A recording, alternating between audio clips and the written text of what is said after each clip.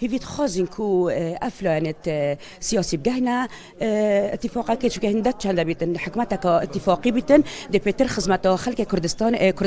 عراق بجشتيكاتن ويا عراق جي يا كردستان بجشتيكاتن. تني بتوتربو يا كريزي مالي كردبين أتوانين شایست دارایەکانی کوردستان و ناوچە کێشە لەسەرەکان و مادەی 140 ئەو مادەی یاسایانەوە لە کێشەی لەسەرا بتوانین بە یەکهێزی و بە یەکدەنگی بتوانین پەسەندی بکەین لە خولی داهاتووی پەرلەماندا. هەرێکەتی نیشتیمانی ڕۆڵێکی تاریخی مێژووی هەیە جەنابی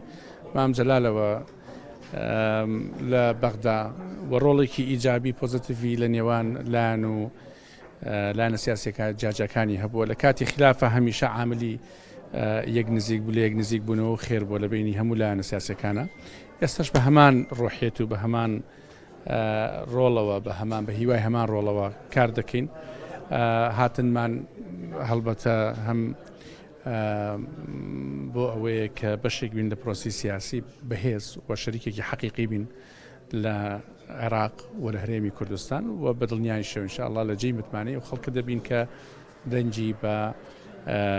ئەم کاندیدە بەڕێزانە یان ئەم ئەندامانەی پەرلەمان داوە